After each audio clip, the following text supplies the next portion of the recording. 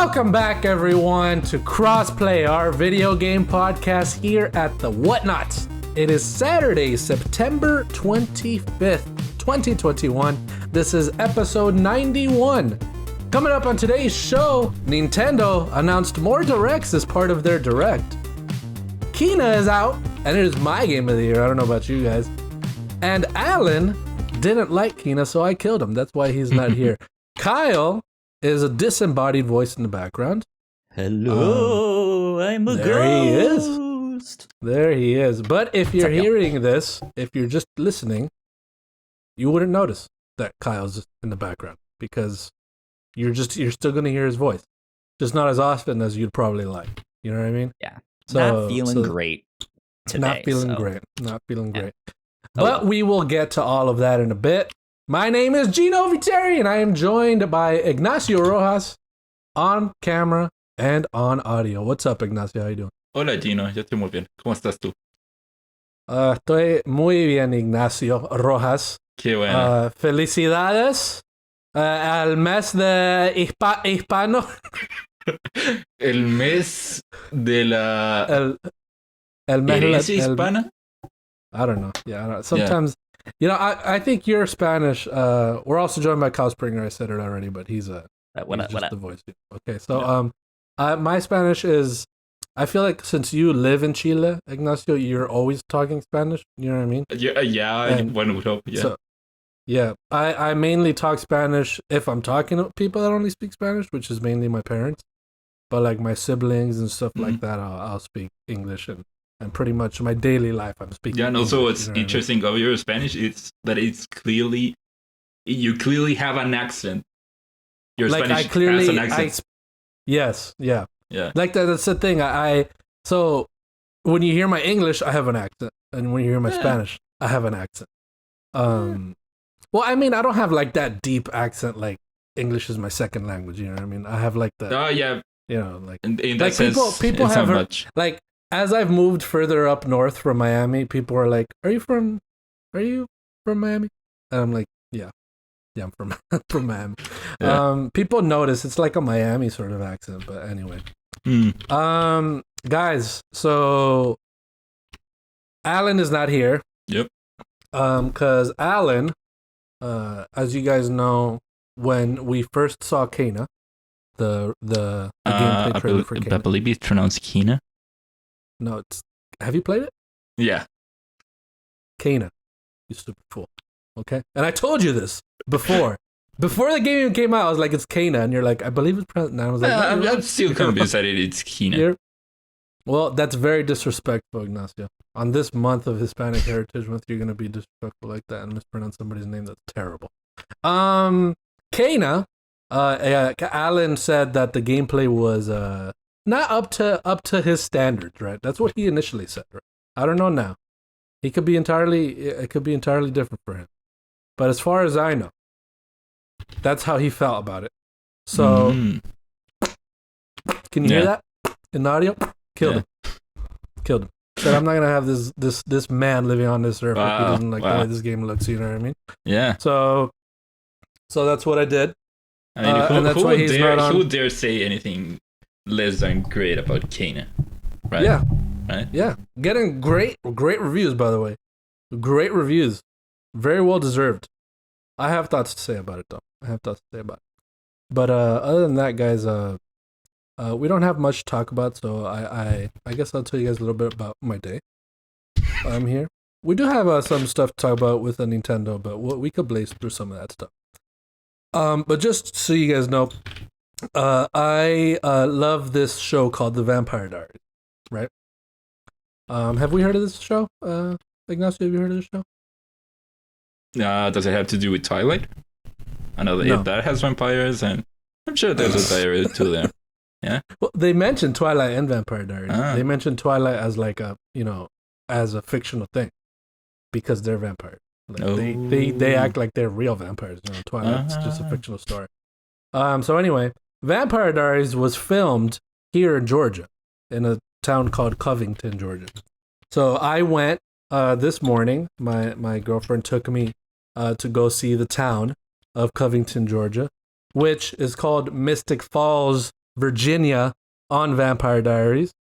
Mm-hmm. So I saw the Mystic Grill, which is the famous, restaurant that they always go to. Oh, and then of course. The alley right everyone next to it, where everyone has heard of the alley.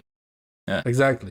The alleyway that everyone in the show has pretty much died in. That's that alley. And then they have like little gift stores, with like their rings. They have the clothes that they've worn on the show. I was like, this is freaking incredible. This is so much fun. This is really cool. So I found I don't have the paper with me. But they, in that little town, Covington, Georgia, they have filmed so many different shows, guys, and movies. Vampire Diaries, Walking Dead. What was the town? What was the name of the town? Covington, Georgia. Covington. Covington. They filmed that movie Prisoners. I don't know, you guys seen Prisoners, the one with Hugh Jackman? They filmed Nightmare on Elm Street on there. They filmed I'm a little lost for words right now. God, there's a lot of Goosebumps 2. They filmed Goosebumps 2 there. You know what I mean? So many incredible things they filmed there. And right now they're filming their show called Sweet Magnolia. Apparently it's on Netflix. I don't know. I've never heard of that one.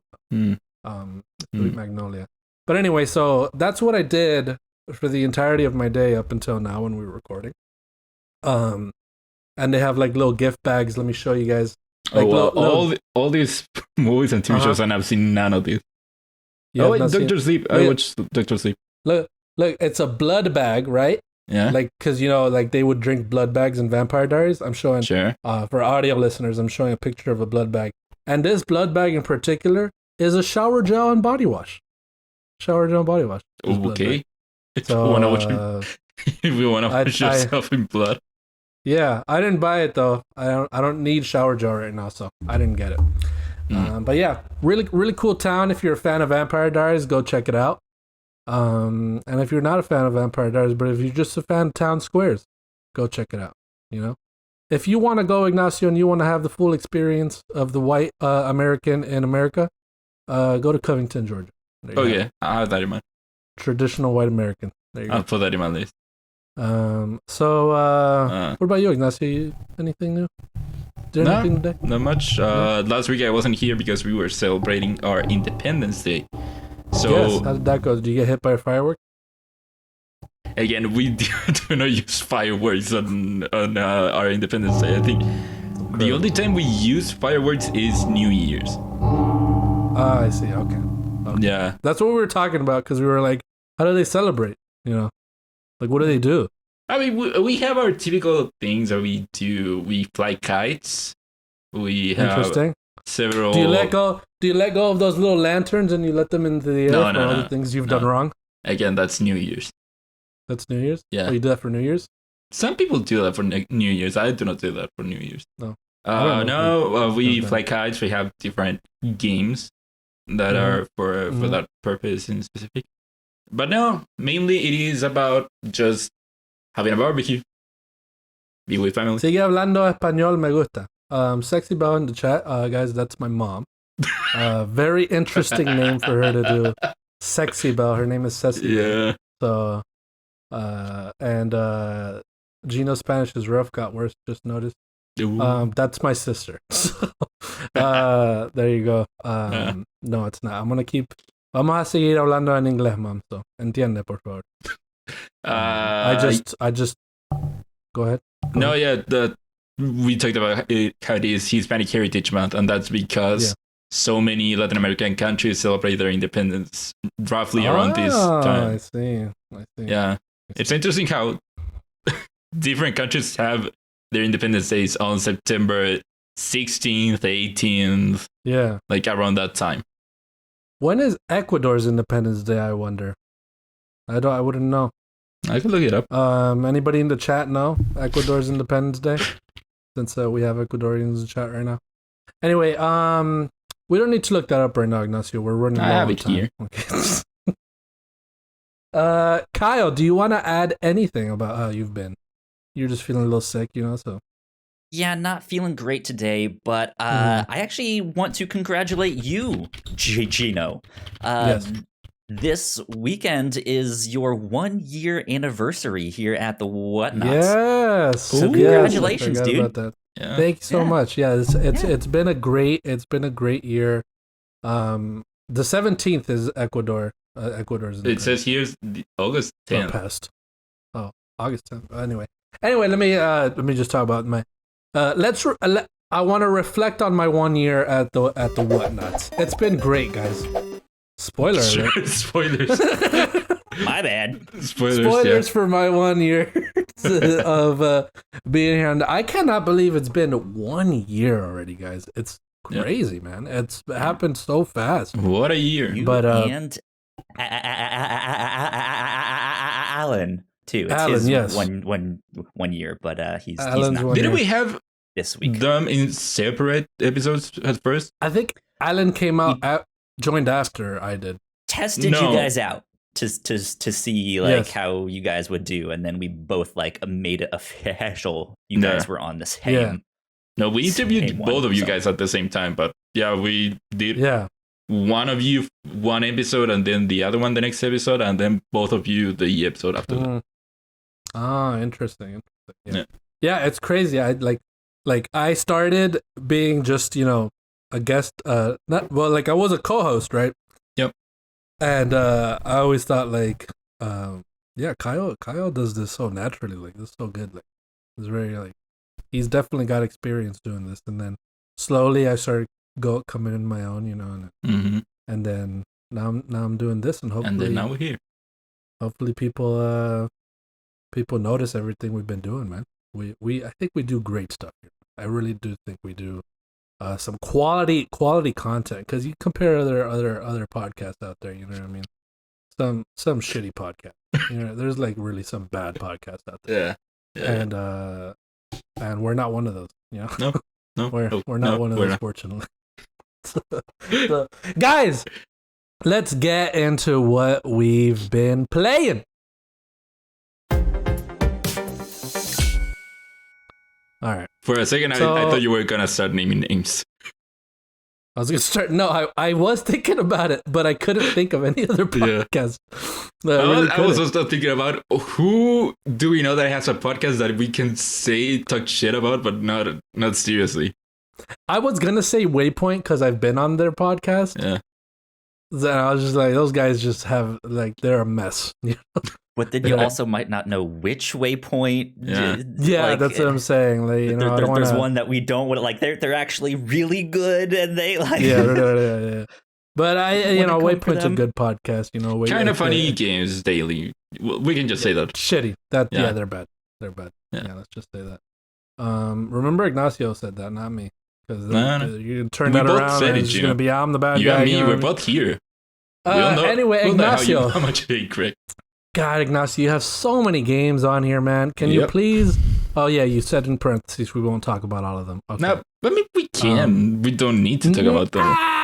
Very, very... Okay, this is what I want. This is what I'm telling you right now. I'm going to tell you right now. So you and Kyle share one game, right? Then you and me share one game. Yeah. And then you have a bunch of other games. So what we're gonna do is, Kyle, you go first with a little bit of Toem, and then go ahead and we'll switch over to Ignacio. Sure thing. So I got to play this game called Toem, which is a small adventure photography game. I've talked about it. Look up Ignacio, before. We're listening to him, look up. The voice of God. But it's this small kind of adventure photography game that I really, really enjoy. It starts out very similar to Pokemon in the sense that you are this young kid about to go on this big adventure. You leave your house, but you're gonna be the very best at nowhere if it was. Right, yeah, you just go from town to town and stuff like that, but you're not capturing things, you're not battling all of that stuff. Instead, you set out to experience the phenomenon of Toem, which I don't know exactly what that is, and that is the mystery of hey, you're gonna go experience this thing. And so your mom gives you a camera and a smack on the butt and is like, all right, have fun, get out of here. And then you Okay. just start taking pictures of things. And to travel from town to town, you have to do like certain tasks around each place. It's basically community service. Just go, hey, I lost my socks. Go help me find my socks.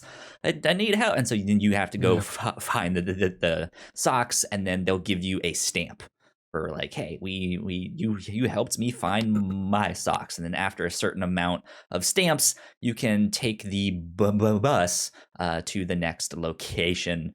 And continue taking pictures of things and stuff like that. And it's really cool. It's charming. It's a lot of fun. It's kind of funny to see all of the stupid stuff that's in the game.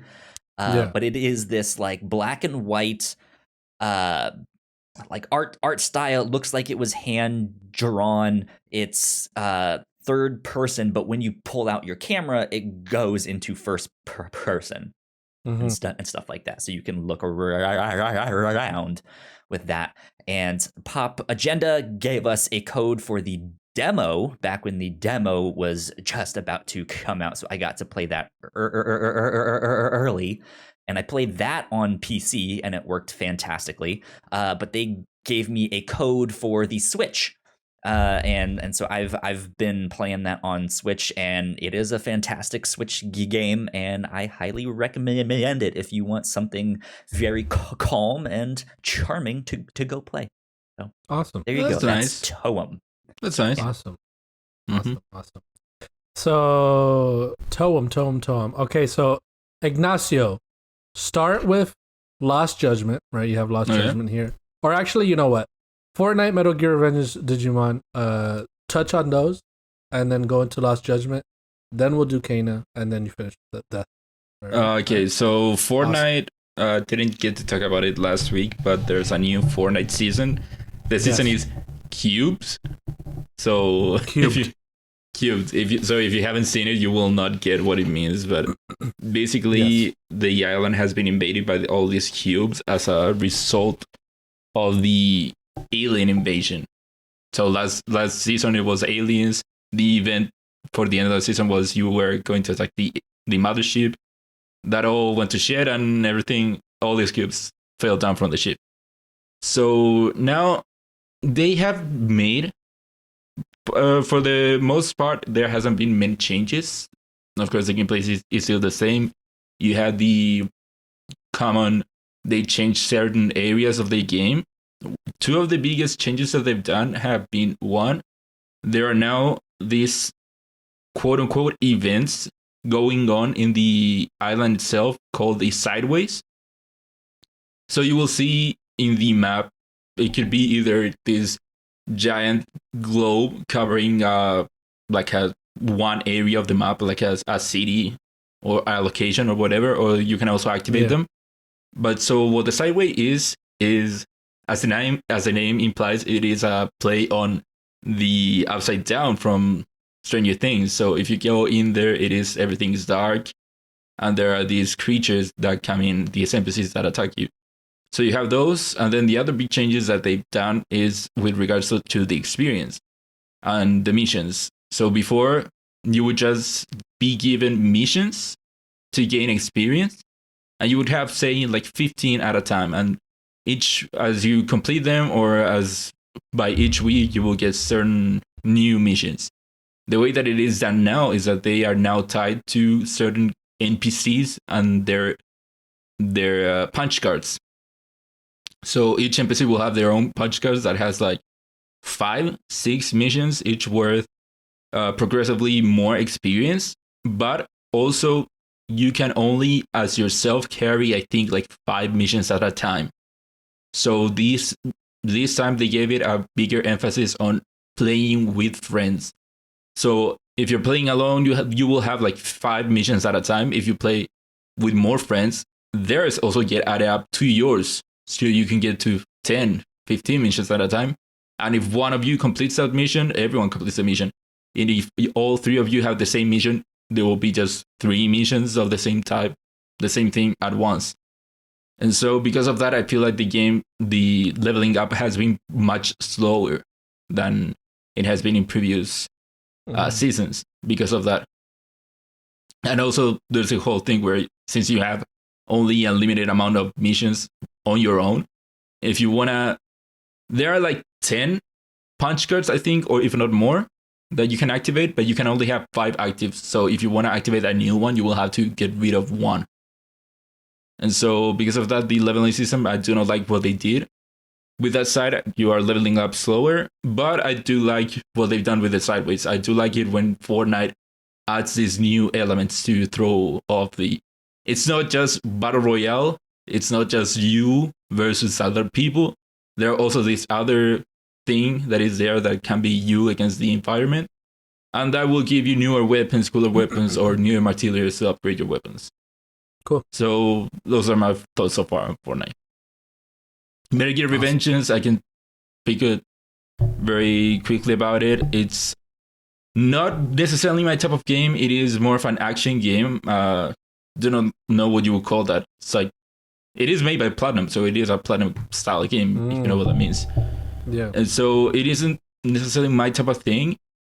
The story is cool. It is cool to see the continuation of certain storylines that were set up at the end of Metal Gear Solid 4, which is the end of Solid Snake. Now you're playing as another character. And I think that this story is more of what's carrying me through the game. I do not have any problem with the gameplay, but there are times that the gameplay can be a bit too hard for what I want from the game. And so right now I'm about halfway through the game. I don't know if I necessarily will... I'm at a spot where I have to fight at least 2 bosses, one after the other. And so if I cannot complete it, I already failed once. If I cannot complete that thing, I'll just give up and watch the whole game as a movie on YouTube. But I will have to say that it has one cool mechanic, which is you can slice enemies however you want. And that's a very cool mechanic. Cool. And then Digimon Story Cyber Sleuth, the only thing I can say is that I have been playing it. It's not necessarily my type of game. I feel like this is more of a... I've never played Persona, but I feel like this is what Persona is like, which is... So you are a detective, so that means that you take up cases, you go around town, talking to people, fighting Digimon, rinse and repeat with new cases. The thing that's keeping me in the game is, of course, the Digimon aspect. It is very similar to Pokemon, but it is different in that it can be easier, but also more difficult to get the Digimon that you want. And yeah, that's mostly what I can say about the game without going any deeper into the mechanics. Cool. So you also you have Lost Judgment. Okay, yeah. Lost Judgment. What about Lost Judgment? So Lost Judgment came out yesterday, so I've only played about an hour or so the game. Okay. So far, again, the last game of this type of the Yakuza universe was Yakuza 7 or Like a Dragon, which went into a turn-based gameplay. Lost Judgment and the Judgment franchise are now the ones that are carrying the brawler gameplay of the series.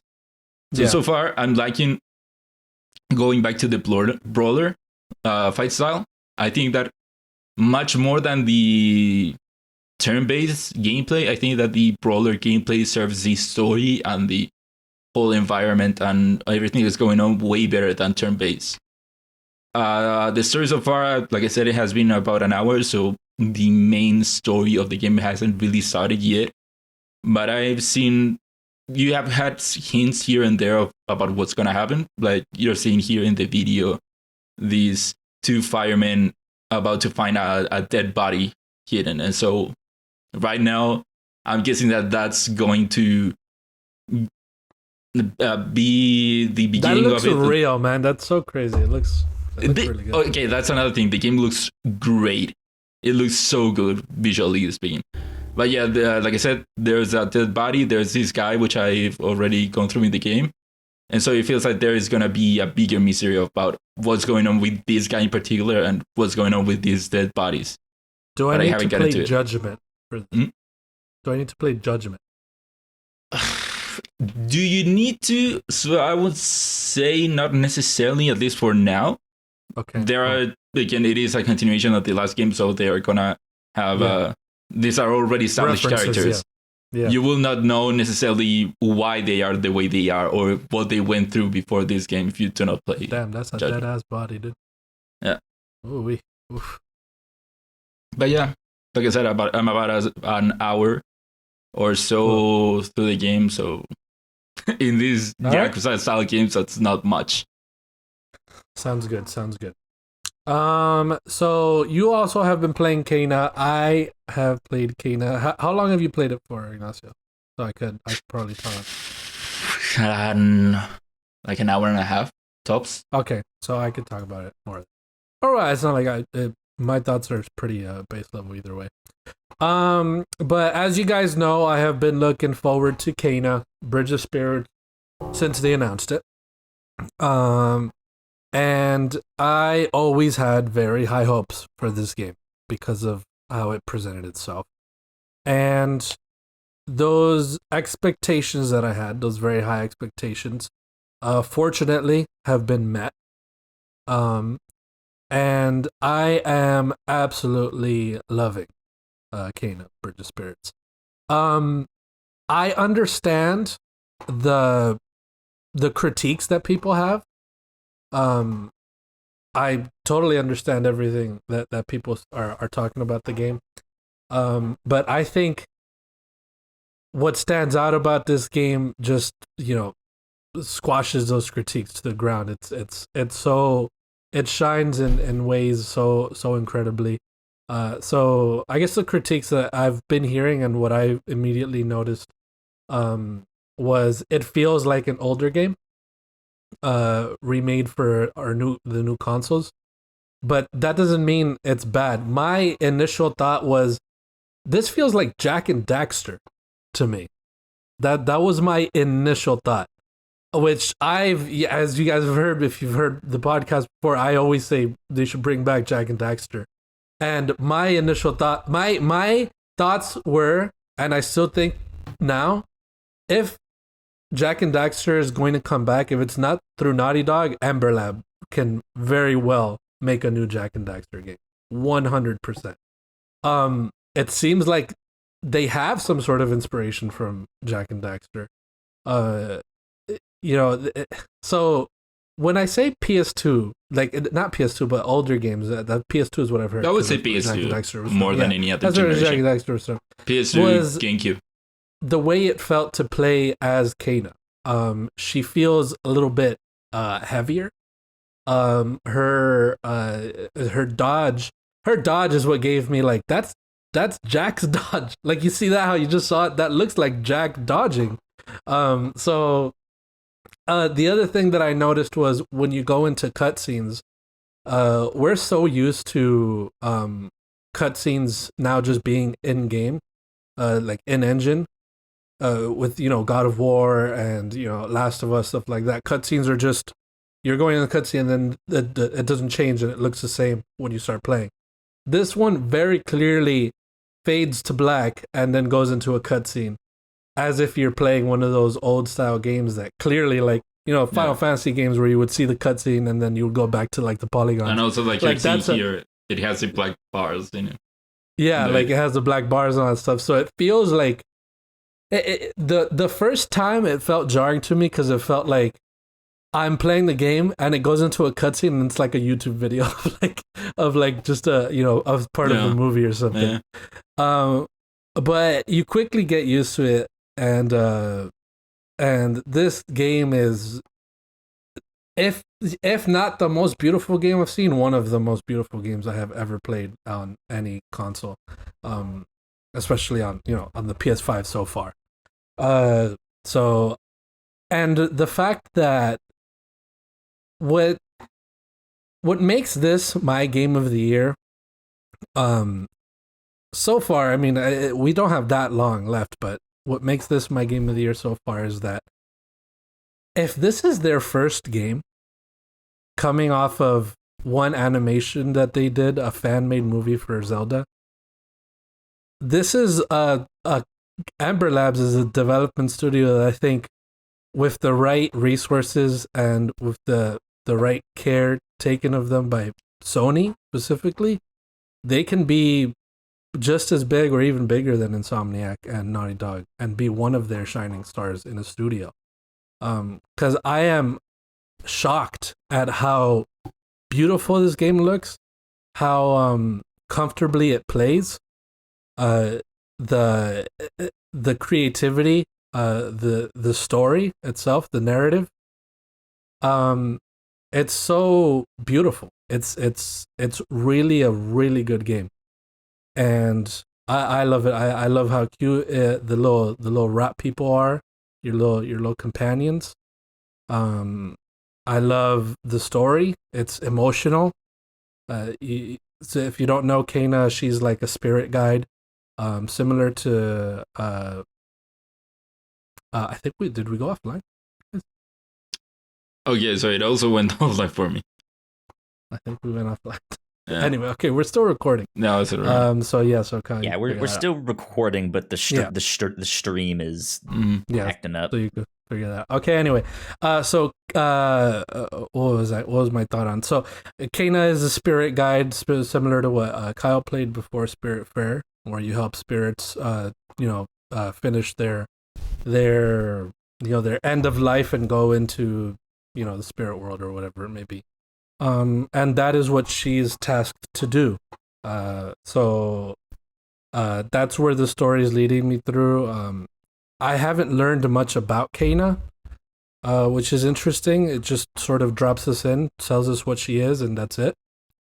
But I love her interactions with people. She is so soothing. She is so kind, from the way you hear her speak, the way you hear her talk, how she interacts with everybody she meets. She wants to help, all that stuff. I think it's incredible, man. I think it's really beautiful. So what are your initial thoughts in the hour and a half that you've played, Ignacio? Oh man, I agree with you that the game does remind me a lot of a PS2 game. It is funny because of course, everyone before the game came out was saying, "Hey, this is like a PS2 game," and playing through it, I was like, "Oh shit, it does feel like a PS2 game." Not in a bad way. It's not a bad way. Just the level design of the environments reminds me so much of so many PS2 games that I played back in the day. With regards to the combat, I don't feel like the combat does feel like a PS2 game. I feel like it is more of a modern game. Although I'm not too into the combat, only because I feel like the parry mechanic doesn't feel good to me. I don't think the parry works yet, but combat opens up incredibly. Okay, hopefully, because combat skills. right now it is imbibing with me. Even the small enemies that you have to fight through, but I'm not feeling them. I just do not feel or do not see the shining aspects of the game that you seem to see in this game. To me, it is just a fine game. That's why I've only played through like an hour and a half. I could have played more, but it just didn't feel the need to play more. I will play through. I might go back to it once I finish Lost Judgment, but I do not know if that will happen. This is totally, for me, a game that I will be fine leaving where I am right now. Right now, other than that, the levels, not level structure, but the structure of the story itself, I'm not liking it right now, where it is. So Kena is trying to get to this one place, but to do that, she has to talk to these guys. But for them to guide her, they had to do this thing for her. But to do that one thing for them, you have to go to this one place. But to go to this one place, now you have to go to this other place for someone to tell you where to go. And so it feels like right now that it is just, the story feels like a sidetrack, then another sidetrack, then another sidetrack to the sidetrack and all that. And I hope that that's just how the beginning structure of the game is structured. It's the same thing. Oh god. Just so you know. Oh god. So you have to do the 3 things to go to the main boss or whatever, and then you go to the next area, and it's technically the same thing, but you already know what you need to do. I guess it's sort of, she knows what she needs to do already. No, pretty yeah. much. So. Oh yeah.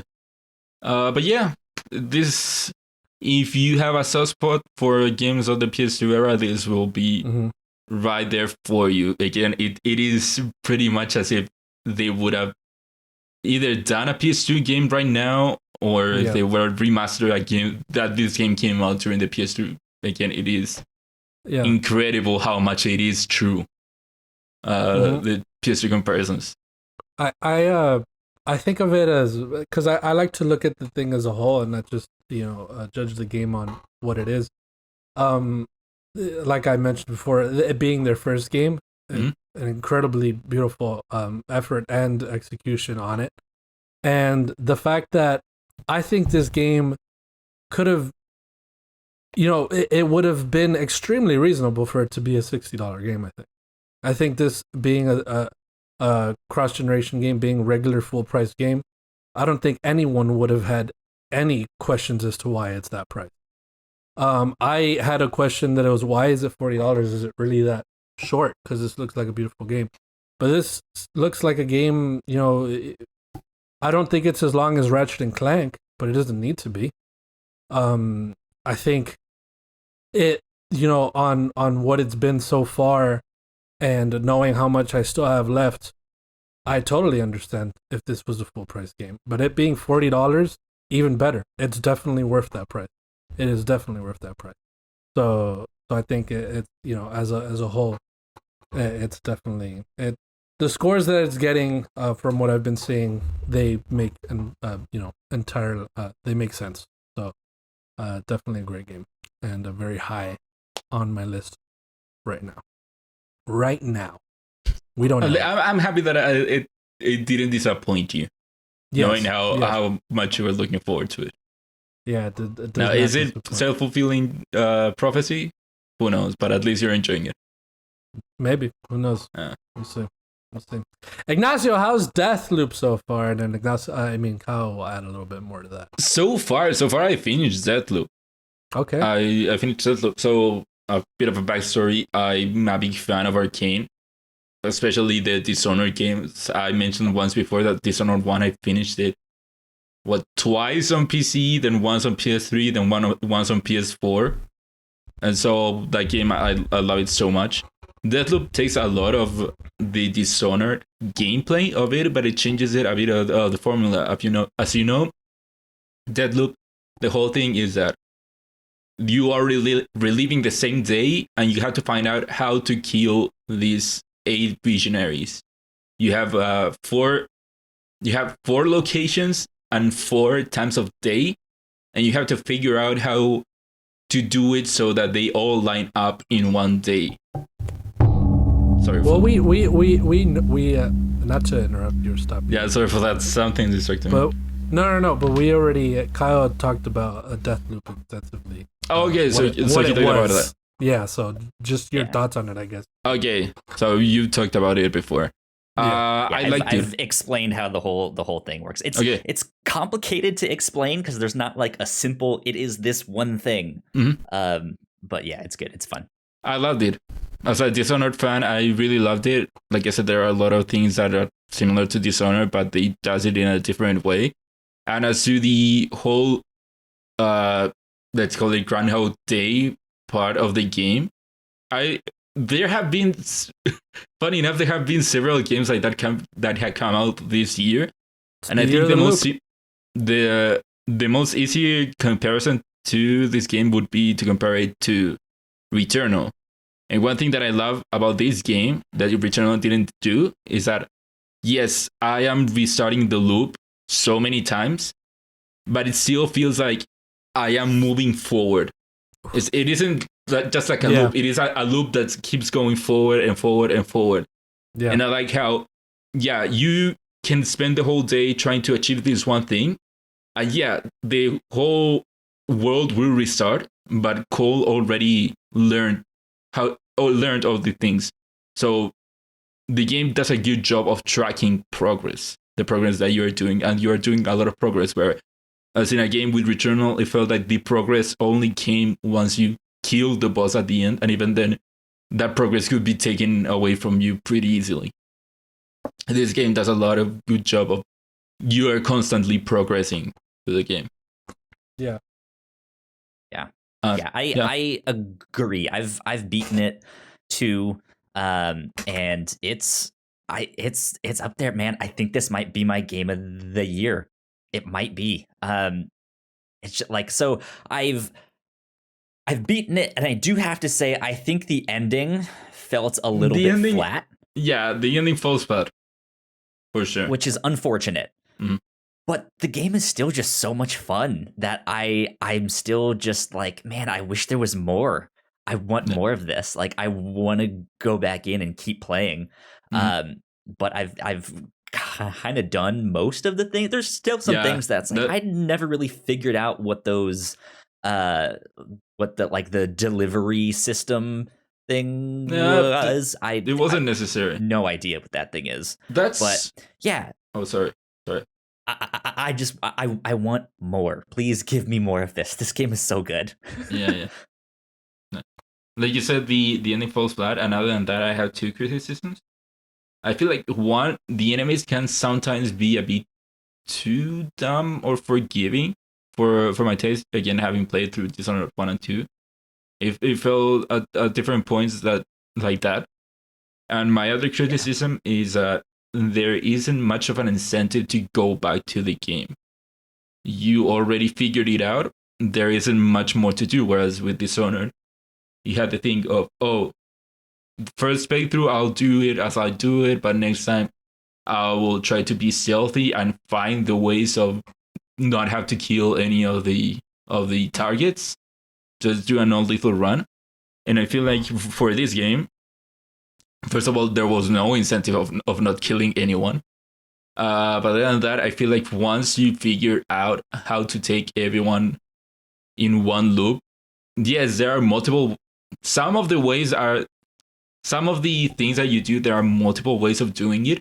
But I feel that even then, doing the other things, I have no incentive to doing the other things because it will just take me to the same place. It will not change anything. Okay. Sounds good. Sounds good. Good stuff, though. So is it high on your list? Good game. Or no? Yeah, it is high on my list. I do not think that it is a 10 out of 10 game. So far this year has been very particular in that there hasn't been anything that has wowed me. There isn't a game that I'm constantly thinking about it. Before Deathloop, I would say that Ratchet & Clank was my game of the year just because it was the game that I enjoyed the most. But it wasn't a game that I was like, oh, it is my game of the year. And I think maybe Deathloop could be higher, or maybe Ratchet could be higher. But again, it isn't a game that I'm like, yes, this is my game of the year. That's to be honest, kind of right where I'm at, because I did have Ratchet and Clank as my game of the year just because it's so freaking good. Like, it's polished and it looks beautiful and it plays well and it feels good. And because of just like how polished that experience was, it was just like, man, this was phenomenal.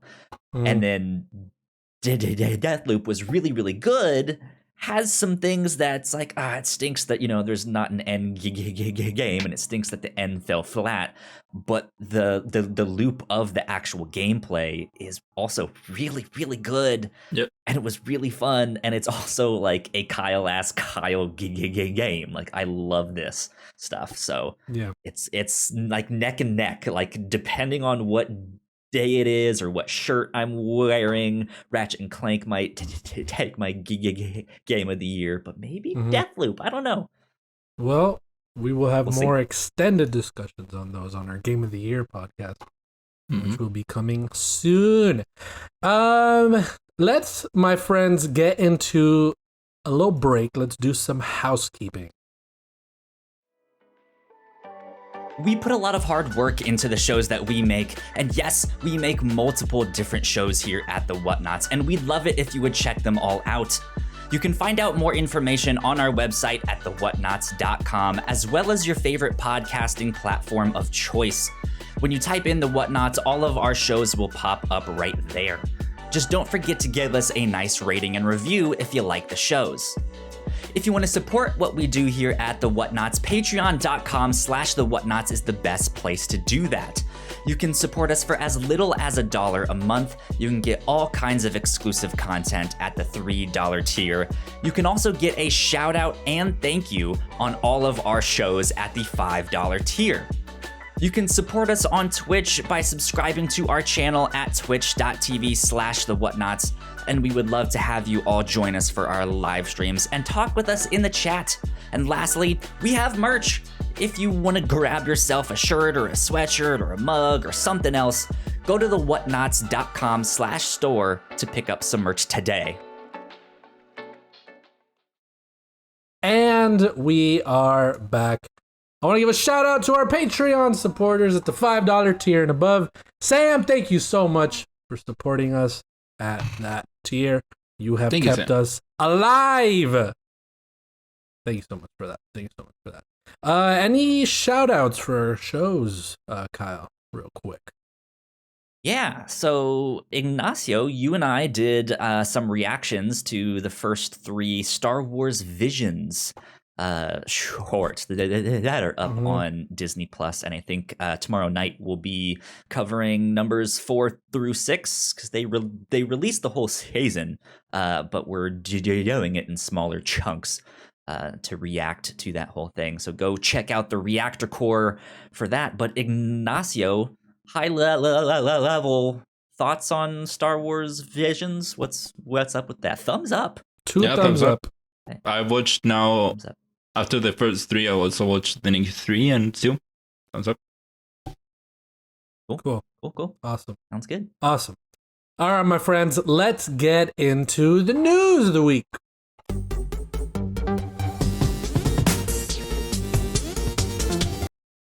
All right, my friends. As we said in Spanish earlier, this week was dominated by Nintendo. So let's jump straight into it. We got quite a few things here. Not everything we need to talk about, but there's a good amount of news here. We had a Nintendo Direct. So Nintendo announced a Direct earlier in the week, right? It was earlier in the week, right? It was like 2 or 3 days before they said it was going to be. Not even, I think it might have been Wednesday. Okay, so it was Thursday, I believe, right? Thursday was the Direct. Yeah. Thursday, September 23rd was the Direct for Nintendo, where they announced, they said they were going to show a lot of games coming in the winter and beyond. So let's start off with one of the things that people talked about the most, guys. Yeah. So I'm pulling out of the link from Nintendo Life here. They rounded everything up. And we got the reveal of the cast for the Mario movie, the Super Mario movie that's coming out on, they also give the release date, 21st of December, 2022. So this is, they are working with, I believe it's Illuminarium, I believe. Illumination. The people behind Despicable Me, correct? Despicable Me. Okay. So let me run through the cast here. I'm going to go from bottom to top. No, wait, let's just go from top to bottom. Because it's just crazy throughout, either way. Yeah. So let me just run through the cast here and we'll talk about it.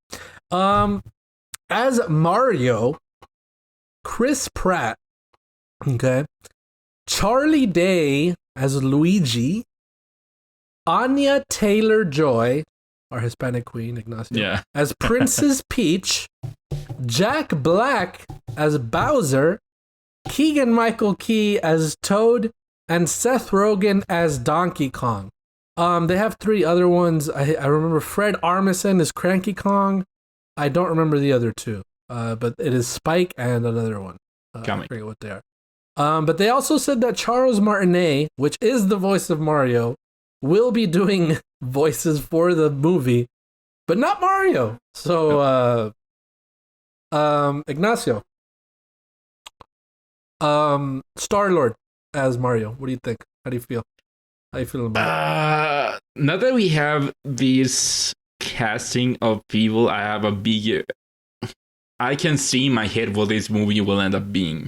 I can picture just Charlie Day and Chris Pratt just talking a whole lot, cracking jokes, making remarks, all that stuff with this cast, which isn't something that you necessarily associate with Mario. Mario, yeah, it has a voice actor, but it is mainly silent protagonist. Yeah. And so we'll see what this movie will end up being, seeing as it will be most definitely far from that for this casting. They are all great actors. Yeah. Not what I would have wanted from a Mario movie, but I get it that they want it to be a big thing with big name actors. Yeah, I am excited to see what they're going to be doing. I personally don't like Chris Pratt, but what? Yeah, no, I don't. There's some stuff about Chris Pratt. I'm not sure if you know Ignacio. But, Okay. Chris Pratt's a little weird. So, anyway, Seth Rogen as Donkey Kong, I thought was freaking exciting. That's gonna be interesting, dude. I love Anya Taylor-Joy. I think her as Peach, because Peach has like I guess she's more regular voiced. You know, like she's like a girl. She's not just Peach. She's Peach. So I feel like Anya Taylor-Joy. Then they put a picture of her blonde. So it's like, so it makes the most sense, I feel. But like, just an intense cast, dude. This is a freaking star-studded film for freaking Super Mario, man. It's going to be wild. I'm excited. Chris Pratt also, he posted a video on Twitter. Didn't know. Because a lot of people were, not on Twitter, on Instagram, sorry. A lot of people were talking about it. So he gave a little story that, when he would go to the laundromat, when he was a little boy, he wanted to play the Mario game that was on there, but he never had a quarter for it. So he took a quarter from like the wishing well or something, like the fountain, and he put it in to play it. And then he was like thinking about it, like, wow, I took a wish from someone, and now my dream to become, Mario has come true. So it's like, it's a weird thing, so whatever. So. He's definitely excited to play Mario, but we'll see what he does. He says he's working on the voice, so he's not going to reveal a voice yet, but he's working on his voice. I think he's working. He's working. Nah, it's gonna be his regular voice. So we'll see. We'll see what happens. Kyle, any thoughts? Mario Galaxy 3 confirmed. Right, he is Star-Lord. Okay. There you go. Guardians of the Galaxy, Mario Galaxy. Yeah. Tinfoil hats on, ladies and gentlemen. Here we go. Buckle up. All right. Yeah, that's a good one. So that's what. Yeah. There you go. There you have Mario Galaxy 3. That's Mario movie coming for you, December 21, 2022. What do we have up next here? Nintendo Switch Online expansion pack. Yep. So a new membership plan is coming to Nintendo Switch Online in late October with classic Nintendo 64 and Sega Genesis games. In addition to all the benefits of a Nintendo Switch Online membership, such as online play, access to a growing library of NES and Super NES games, and more, members can play select titles like Mario Kart 64 online with up to four players for the first time ever. And they're also selling Nintendo 64 wireless controller and a Sega Genesis wireless controller, which is pretty cool. $50 each. Ignacio, why didn't they add Super Smash Brothers to this? What do you think? What's going on here, man? This is the starting lineup of it. They have to hold on of releasing things because they did say they were going to add more games, and part of that they gave us the beginning slate of games for it. Yeah, and they also showed games that will indeed come in the future, but they still have to hold off on releasing everything at once, or the biggest hitter at once, because you see it with the SNES and the NES games where, at the beginning, sure, the games that we wanted it, and then as time goes on, it's games that no one has ever heard of. So, they had to pace it out. So they said come in the future. We got games like Paper Mario. So I have Snap, here the list of initial games. The first batch of games for the N64, which is Super Mario 64, Mario Kart 64, Star Fox 64, Yoshi's Story, Ocarina of Time, Winback, which I've never heard of, Mario Tennis, Dr. Mario 64, and a Japanese game which I do not know what it is. All right. And then there's the Genesis games, which Yes. we don't need to talk about.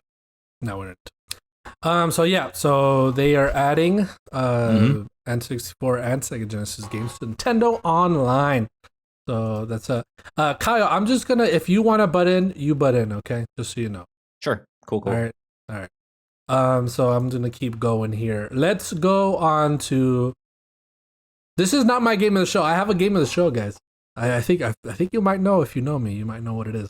But this next one here is Kirby and the Forgotten Land.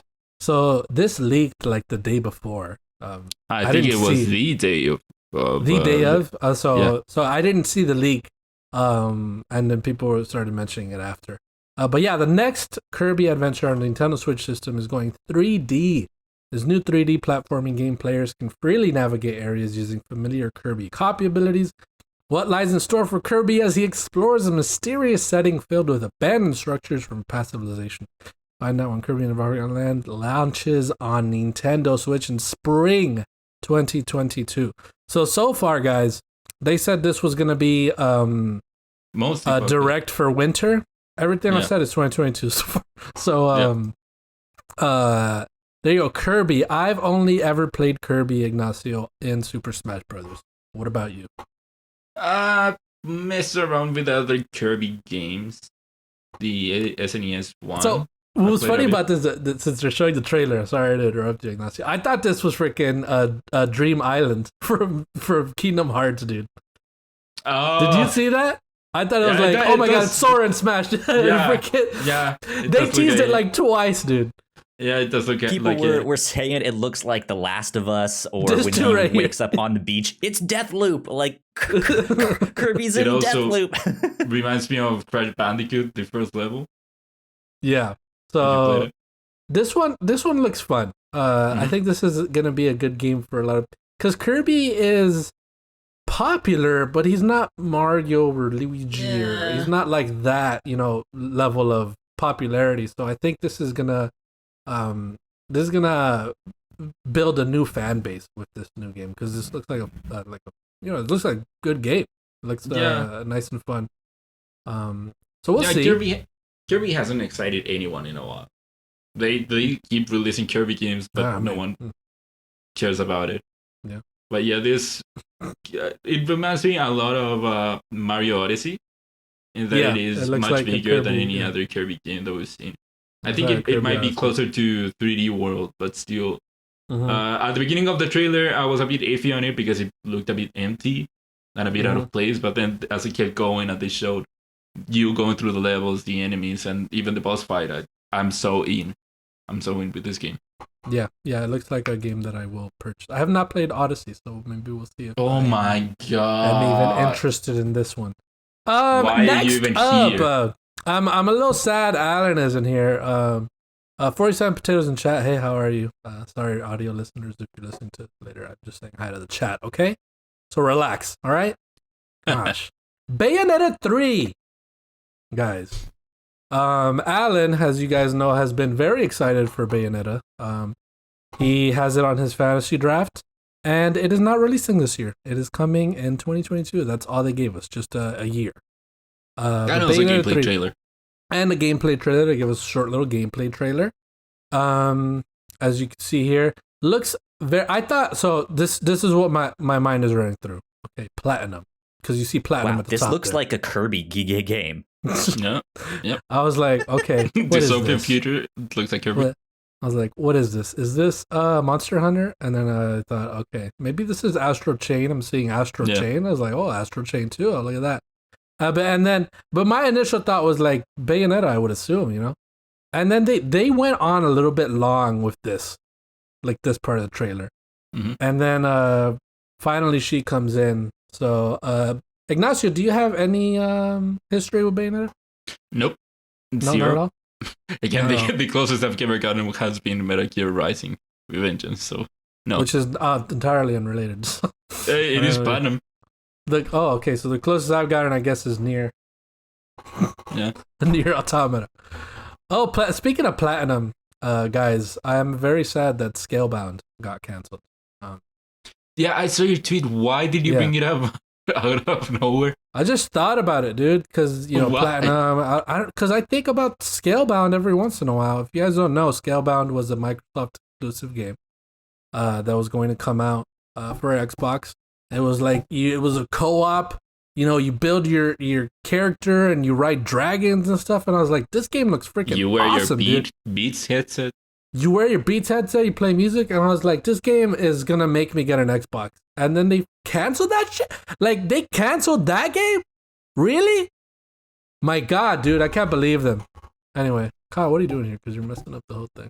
I'm seeing it. I'm fixing things. Calm down. Anyway, so Bayonetta 3. Alan can, I guess if he wants to speak more on it, he could talk about it some other time. We'll see.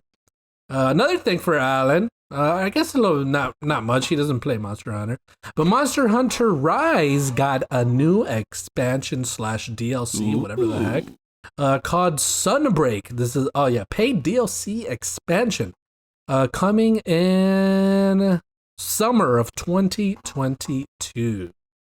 So looks great. Monster Hunter's always very good. Monster Hunter, yeah, it is Monster Hunter. So there you go, Monster Hunter Rise. More stuff for them. They also have an event going on in the game right now, I believe, which is Mega Man. So you get your little dog companion to look like Rush, I think, from Mega Man.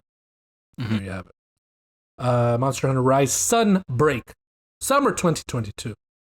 All right, Ignacio, this next game, I don't want to talk about it, okay? Because I'm tired of this one. Splatoon 3. There we got another trailer for it.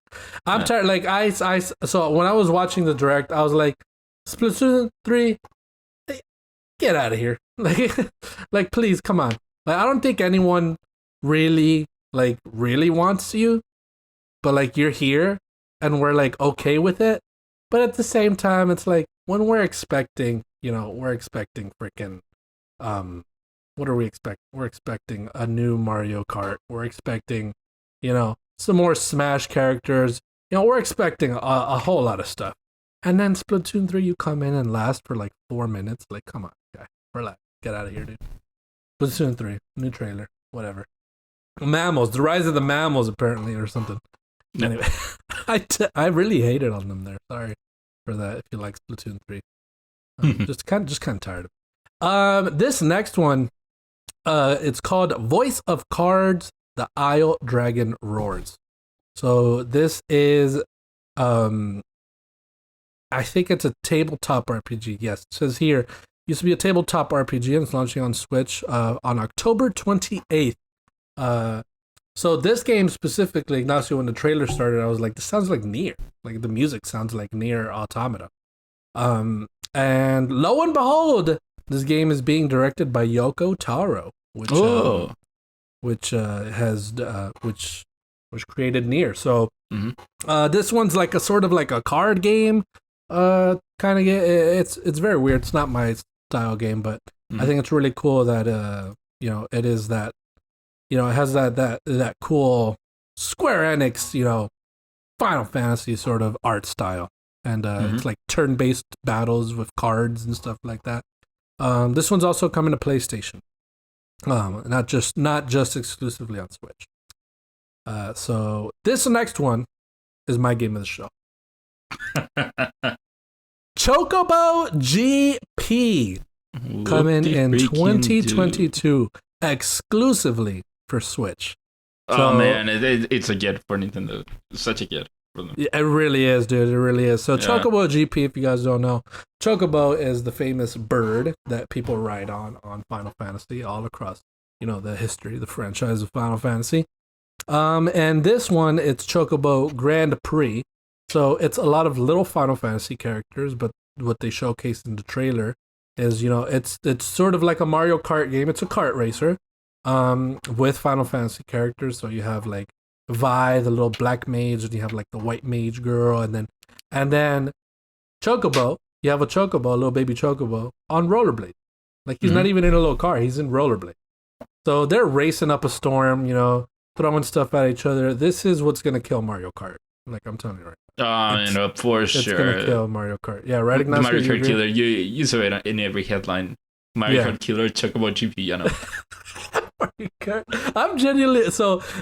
An interesting mechanic that they had in this game was up to 64 players can compete in a bracket-style tournament to Yeah. determine the racing Yeah. champion. So it's sort of like a battle royale racer. You know what I mean? Really cool. But traditional, bracket of racing and stuff like that. Mhm. Makes a lot of sense. But this game looked a lot of fun. I really enjoyed it. I really enjoyed how it looked. So I'm excited for it. So yeah, look, like familiar characters like Chocobo and Gilgamesh. And then you use their special abilities, and then you have a Magicite that you pick up, and it looks so fun. I'm very excited for it. So next up here, this was like a little Square Enix section, because we got the Voice of Cards, Chocobo GP, and next up, Project Triangle Square. not Project Triangle Square, and it is not Project Triangle Strategy anymore.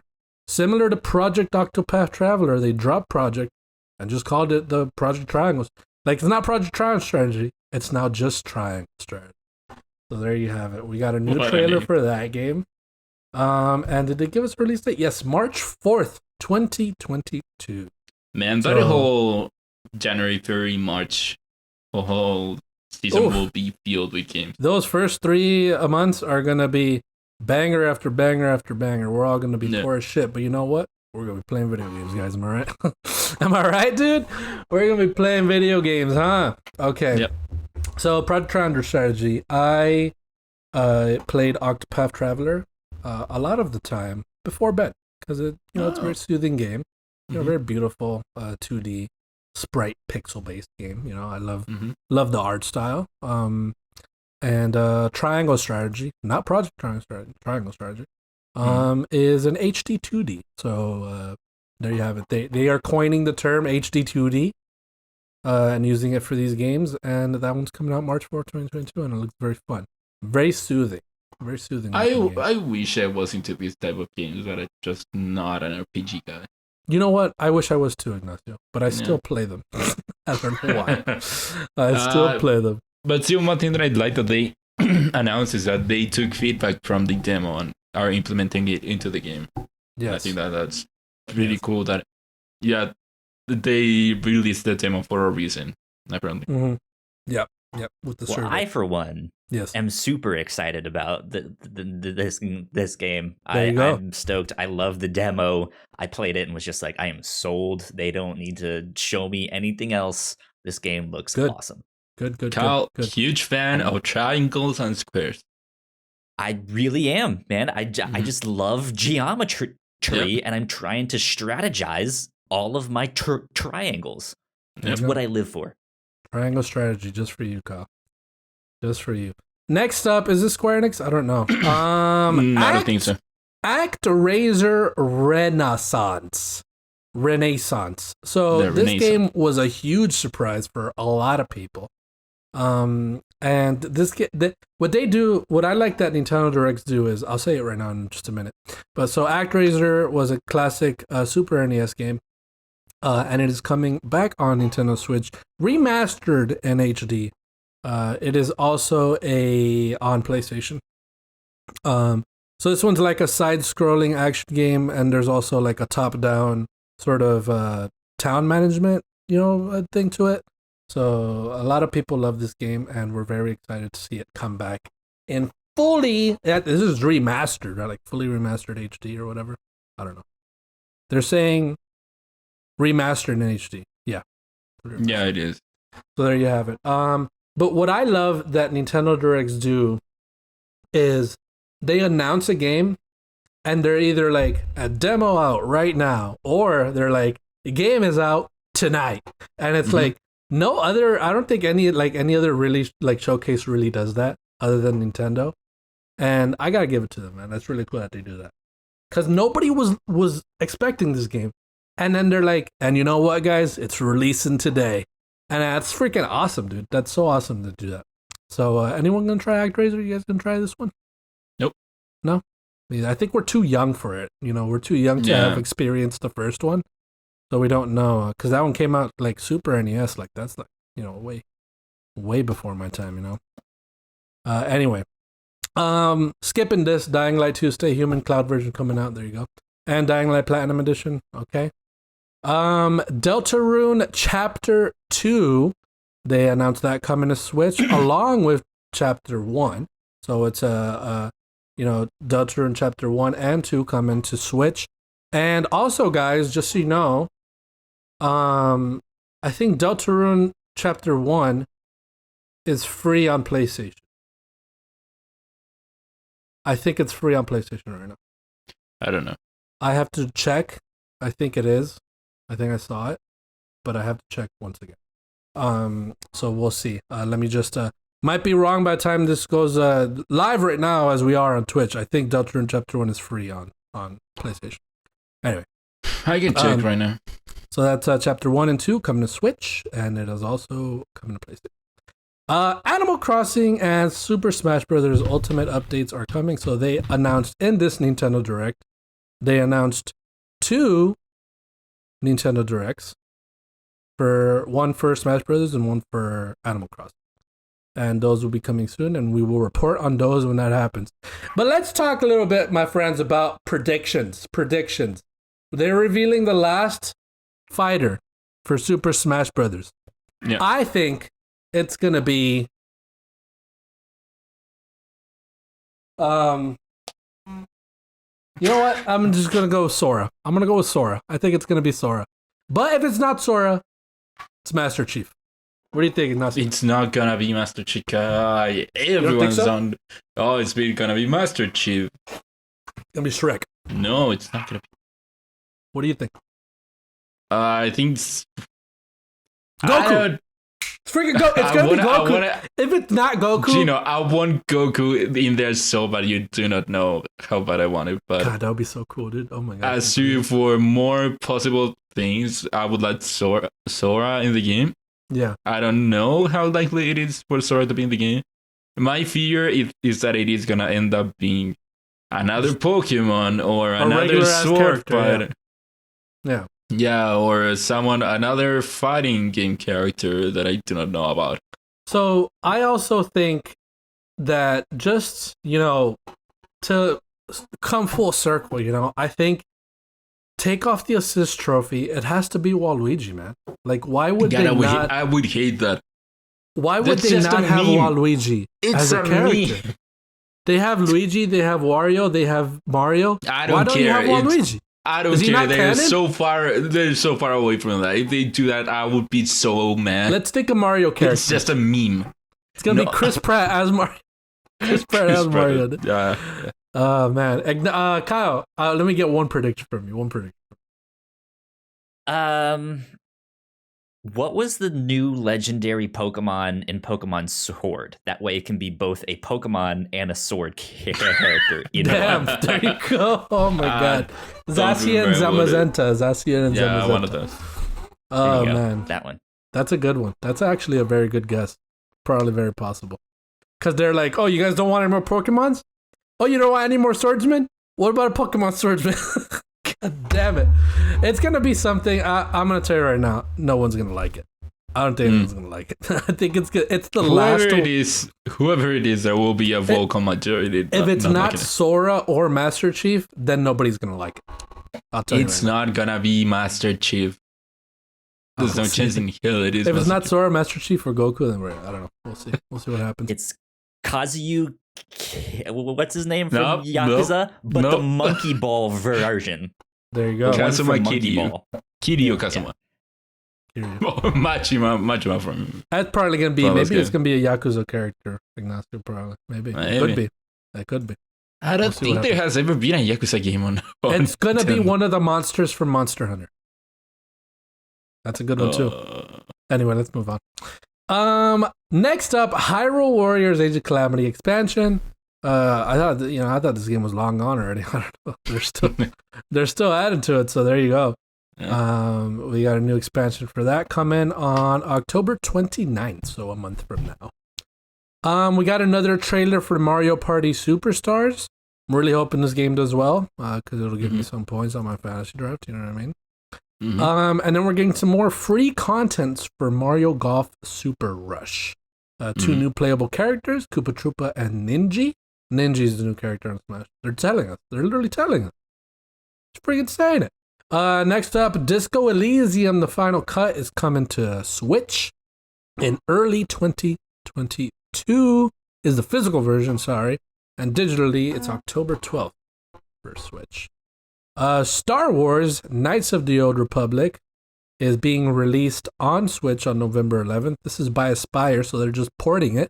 And they're also remaking it. So they're remaking it for PlayStation 5. We know that already. But they are just porting it to Switch. Yep. So there you have it. The Castlevania Advanced Collection is coming to Switch and PlayStation. Not only coming, it is out. Oh, it's out already? Yeah, it is out. Oh, shit. Okay. There you have it. Castlevania Advanced Collection out on Switch and PlayStation right now. This one includes 4 classic Castlevania games: Circle of Moon, Harmony of Dissonance, Aria of Sorrow, and Dracula X. I have never played a single Castlevania game, nor have I ever watched any. You are missing out on some great Metroidvania games. Am I really? Ah, damn. Oh my god. Well, my girlfriend's making something and the smell just came in. It's absolutely alluring. What is this? What is this that you're showing us? Castlevania for Game Boy SP? Game Boy Advance. You know what? Not I was gonna interested, show you Ignacio. the game that you can so choose. Okay, next up. This is the second tease for Sora and Smash. Disney Magical World 2 Enchanted Edition coming to Switch this holiday season. So the way they opened this trailer was with freaking Mickey holding a letter thing. And it's like, oh, that's the Smash letter, dude. And it was like, Yeah. wow, dude, can you believe that? First they do Kirby on freaking Dream Island or whatever If the heck they it's would- called. If they would What have if it's done this literally before, just Mickey? It's not even Yeah. Sora, it's just Mickey. With a if they keyblade? would have done Right. this, if it would have done this before they said that the announcement will come out at a later date, oh man, that would have been so fun. I don't know, man. I don't know. I guess we'll see what happens. But yeah, so what even is Disney Enchanted Edition? Disney Magical World 2. It's like, I don't know.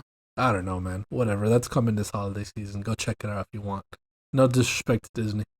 Shadowrun Trilogy coming out. These are very old classic RPGs that were free on the Epic Games Store quite a while ago. So I have those. I haven't played them before. But Shadowrun Trilogy coming to Switch in 2022. We got another trailer for Shin Megami Tensei 5, which is coming on November 12th. This is going to get you some good points, Ignacio. I know you have this on your list, so that's going to get you some good points. Rune Factory 5. So there's 4 other ones before this one, guys, just so you know. Yep. Rune Factory 5 coming out on March 22nd. Then Arcade Archives Pac-Man. Arcade Archives Xevious. So that's it, my friends. That is everything we have here for the Nintendo Direct. General thoughts, Ignacio. It was a pretty good direct. We had good things, we had low things, low points. But overall good. One thing that I liked is that I thought that they were going to get into Animal Crossing. And I know that a lot of people like it, but I was so like when Animal Crossing popped up and I thought that they were going to get into Animal Crossing. I'm glad that they didn't. Okay. Smash, I wish that we would have seen the last Spider-Man Smash, but Yeah, they should have not just that done far it, out. N64 games on Switch Direct and Switch Online and Sega Genesis games, we were expecting Game Boy games to come to it. Not N64, or N64 was a different rumor. But yeah, wasn't expecting for sure Genesis to be there too. Yeah. And yeah, overall, good one. Kirby and the Forgotten Land. So I'm not really a Nintendo guy, you know what I mean? I have my Switch right here, you know, this controller or whatever. I got a Pro controller. I don't know where it is. I lost the charging cable for it, so I don't know how to play with it. But anyway, you know, I just like a triangle strategy. I liked Kirby and the Forgotten Land. I think I'm already forgetting everything they had on there. You know what I mean? I'm not really. I thought it was kind of boring, to be honest with you. I thought it started pretty boring. I think the cast announcement for the Mario thing was probably the most entertaining thing. I'm a little. I think Kirby leaking made it less of a surprise. So people were like, "Oh, there's Kirby," because I feel like that's probably the biggest game of the show, if anything. Like it was the flagpole game probably. But as I said, Chocobo GP, 100%. That's the Mario Kart killer. Mario Kart 9, just cancel it right now. Like, don't even think about it. If they're deciding to make it, they don't. They should just work on Chocobo GP. So I'm super excited for that game. But yeah, Kyle, any thoughts on the whole direct? So I didn't actually watch it when it was out. I kind of caught the highlights on Twitter and stuff like that. But yeah, I'm super stoked for Triangle Strategy. Kirby surprised me. That was interesting to see that. I think the most interesting thing to me is that they haven't announced a price yet for the N64 and Sega Genesis expansion. And I don't know, man. I think they're about to have an issue with their online. I mean, they already have an issue with their online service because their online service sucks. Yeah. But you at least get these games, which is cool. But then that's ultimately what the thing is. They're just charging you a monthly fee for these games you've probably already beaten and or have. Yeah.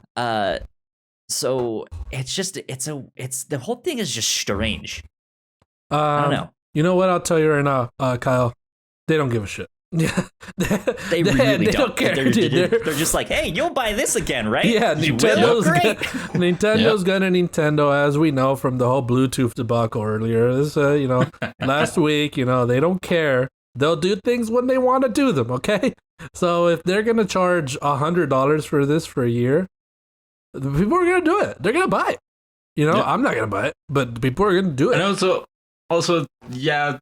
Switch Online, you're mostly there because of the NES and SNES catalog, but also it is $20 a year. It is less than the other services. Yeah, exactly. That's the thing about it. It is cheap. It's a very cheap service, though. Very terrible online, though. To be honest with you, it's like at this point, 2021. Barely ever used it online. Like no excuse for it to be this bad, but there you have it. That's Nintendo. They're gonna keep doing Mario, you know what I mean? Anyway, knowing them, the online stuff is probably already in the Switch. They just haven't turned it on like they did with the Bluetooth. No, it is because they have a bad net code on their games. Yeah, but they probably have like Charu. But what Kyle was saying is they probably already fixed the net code, but they just haven't hit update. You know what I mean? Like, so like they're just not doing it. Anyway. So let's move on here. Number 2, lesser news, but still news nonetheless. Crystal Dynamic is now helping the initiative with Perfect Dark. So this is coming from Eurogamer by Tom Phillips. Microsoft's mysterious new Perfect Dark game will be co-developed by Marvel's Avengers and Tomb Raider studio Crystal Dynamics. So, Ignacio, you wrote this up, right?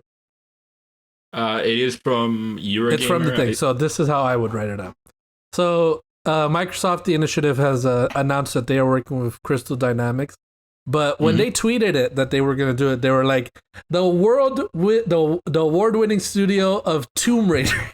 If you open up this story, they did not at all mention Marvel Avengers. They did not care to mention Marvel Avengers. They're like, if you open up the story, it is there. It's there. So okay, let me open up the story actually because I wanna read their tweet because I thought it was pretty funny that they just entirely ignored the fact. Anyway, so okay, wait, it says it right here. Oh, yeah, you have it right here. Perfect Dark update. We are partnering with Crystal Dynamics, the world-class team behind character-driven games as such as Tomb Raider, to bring this first-person spy thriller to a new generation. The initiative revealed on Twitter this morning. So they have revealed that we thought the initiative was working on it by themselves. But apparently they are working with Crystal Dynamics to bring Perfect Dark. I thought Perfect Dark was a lot way further in development than I guess we are led to believe now. That they're announcing that they are co-developing it with Crystal Dynamics. Mm-hmm.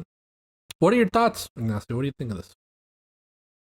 I know everyone is excited for Microsoft to finally have one win.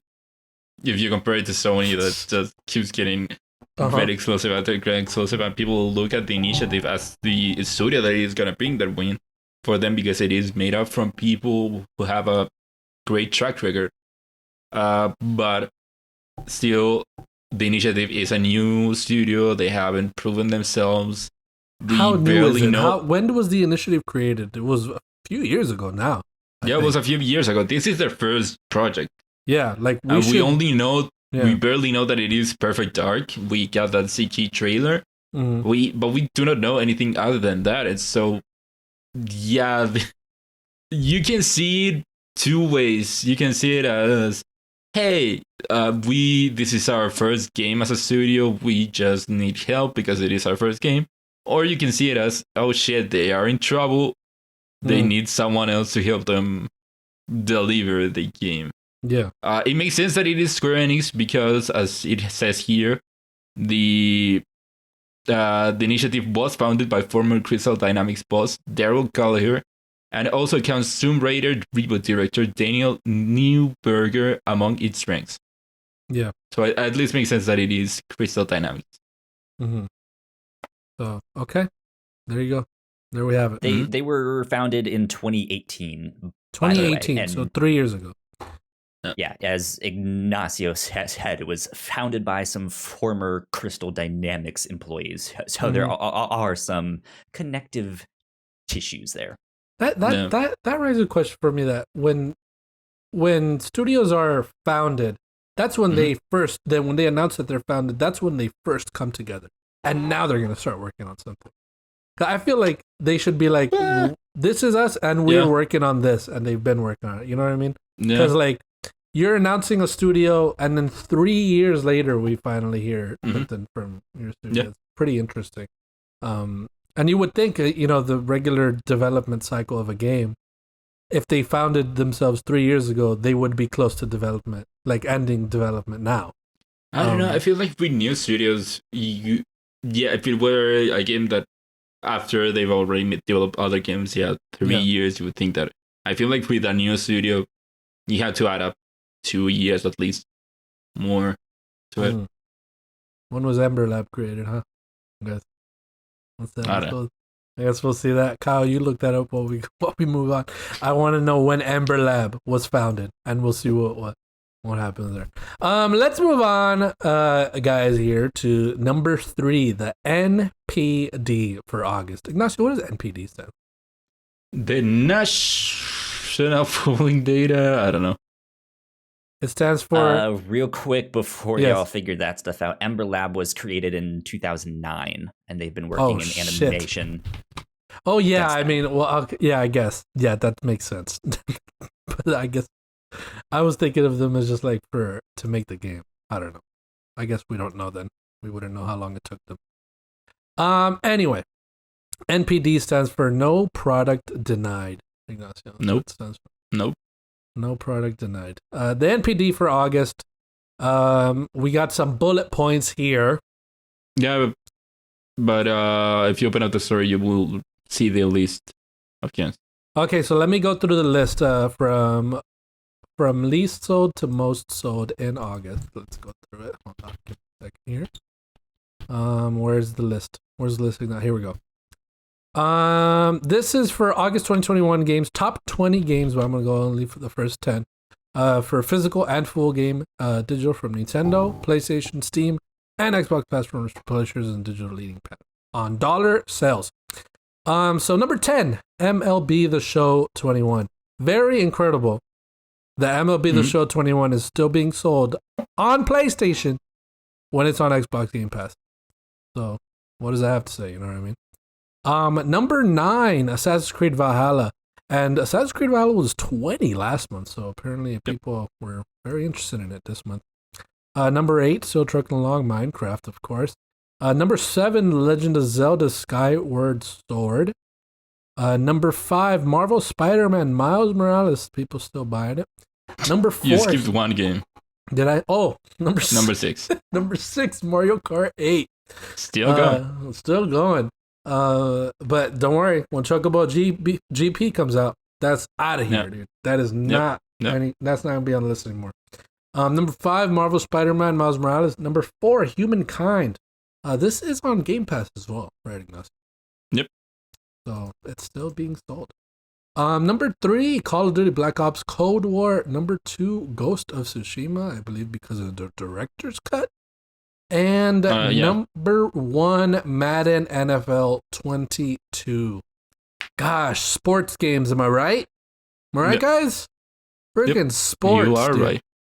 You are right indeed. Got some bullet points here, speaking of Madden. This is the 22nd consecutive year that a Madden NFL franchise release was the best-selling title of its launch month. It also scored a 68 on Metacritic, so it's still selling. That's just the name itself, man. There you go, guys. What do we got here? Next bullet point. Ghost of Tsushima ranked as the second best-selling game of August after finishing at number 110th in July. And that, of course, as we said, Ignacio, is because of the director's cut, right? Mm-hmm. So the director's cut of Ghost of Tsushima is not considered a different game? Apparently. It's this year. Which is interesting thing. Interesting note as well, Death Stranding director's cut. Yeah, it says that the launch of the director's cut drove the change. Interesting. And last bullet point here, Humankind ranked first among tracked PC titles in August spending while placing 4th on the overall best-selling titles chart. Humankind currently ranks as the 5th best-selling tracked PC title of 2021 year to date. And it's on Xbox Game Pass. That's incredible. I feel like the popularity of Game Pass doesn't matter because there's still people that don't know. Like, I feel like when you're going to buy a game, check if it's on Game Pass. Because it's probably very possible that it might be. Have you ever done that, Ignacio? Have you ever bought a game and then it was on Game Pass, you found out later?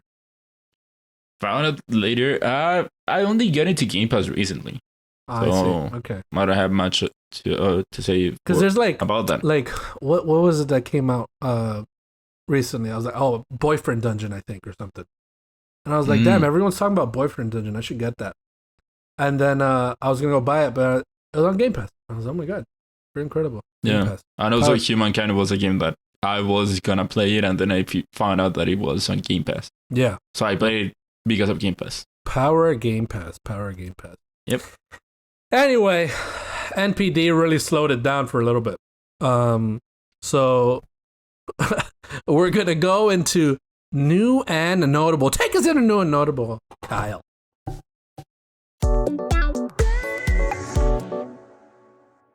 All right, boys. Alan's not here. He usually does new and notable. So I'm gonna change it up. You know what I mean? I'm gonna make people wish that Alan never does it again. Okay. So what I'm gonna do is every single title, I'm gonna talk in a different accent. All right. Okay, sure. All right. Go for it. Here we go. For it. Shit, that's way too many, dude.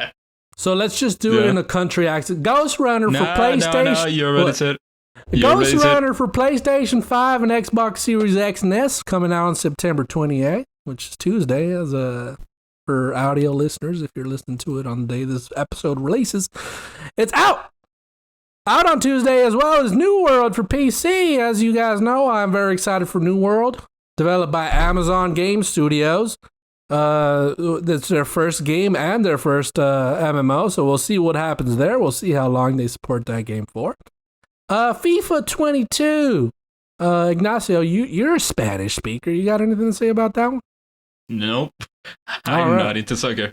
Okay. It's football, actually. Okay. Yeah, Alan, I know my, I know my audience. God, Alan, dude, what the hell, man? But you're reading New Notable. You're reading New Notable. Or it's because I'm talking in a southern accent. That's why. Because Alan with his Arby's and stuff. You know what I mean? Yeah. Freaking. He's from freaking Michigan. He's not even from the South. FIFA 22 for every single console imaginable on October 1st. Alan Wake Remastered for every single console imaginable on October 5th. Shout out October 5th is Bad Gal Nikki 5's birthday, everybody. So make sure you send her some gifts. You know, some thoughts and prayers, you know. Since that is her day of birth. You know, another day on this earth. This wretched earth. Jet the Far Shore, October 5th. Entirely forgot this game was coming out, guys. Jet the Far Shore. Is it coming to Game Pass? No! Nope. Exclusive to PlayStation. Just so you guys know. Exclusive to PlayStation. I'm excited to try this one out. Nickelodeon All-Stars Brawl. Also October 5th. This is coming to all consoles. I'm getting this game. You guys getting this game? Nope. Wow, dude. Wow. You think that this game will be good? Yes. It will be worth the money. Yes, okay. dude. Okay. This game's gonna be so fun to play. Okay, sure. Ignacio, dude, you're gonna be scrolling on Twitter, scrolling on Facebook, scrolling on Grindr. Everyone's gonna be playing Nickelodeon All Stars Brawl. And you're gonna be like, damn. An hour. And you're gonna be like, damn, I should have bought it. Bought it. That's coming out on October 5th as well. You enjoyed that Nickelodeon kart racer? Do you know? What are you talking about? Huh? There's a Nickelodeon kart racer? I thought so. Super Monkey Ball Banana Mania coming for every single console as well on October 5th. So many games for October 5th.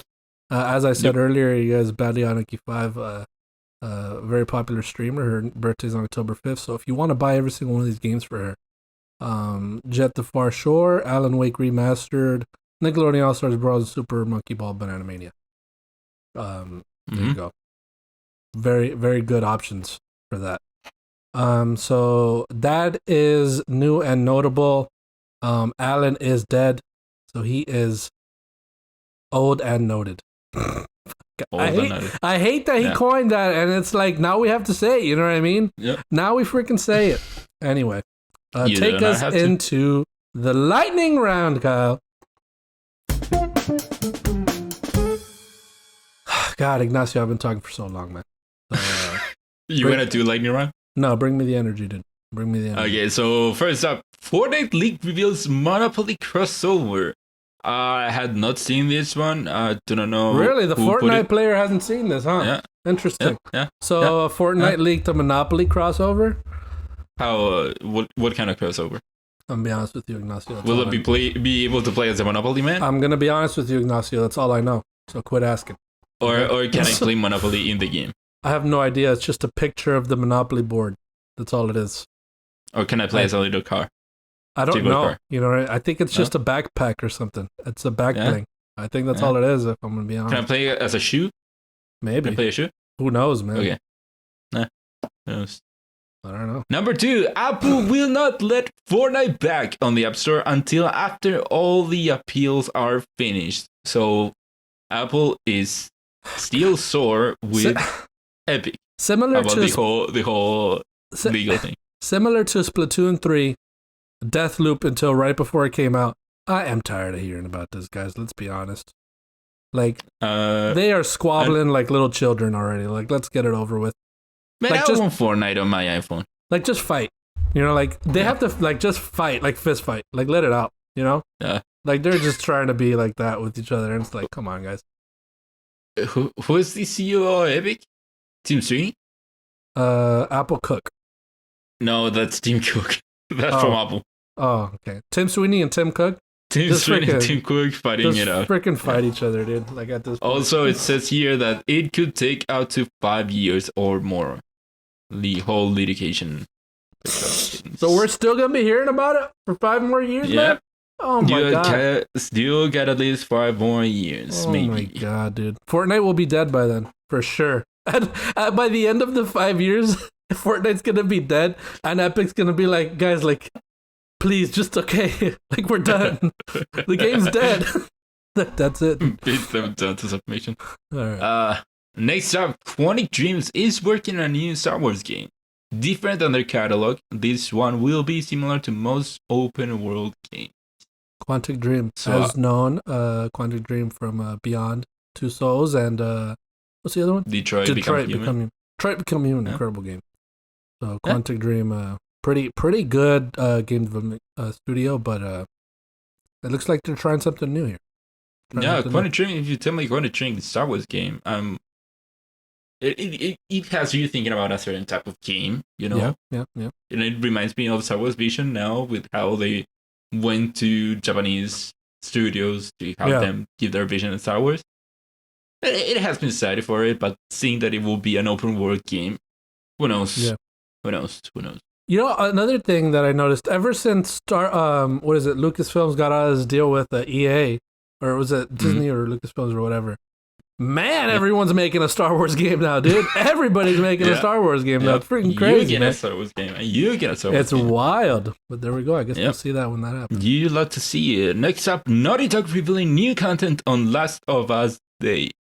Now, I would recommend for you not to get excited.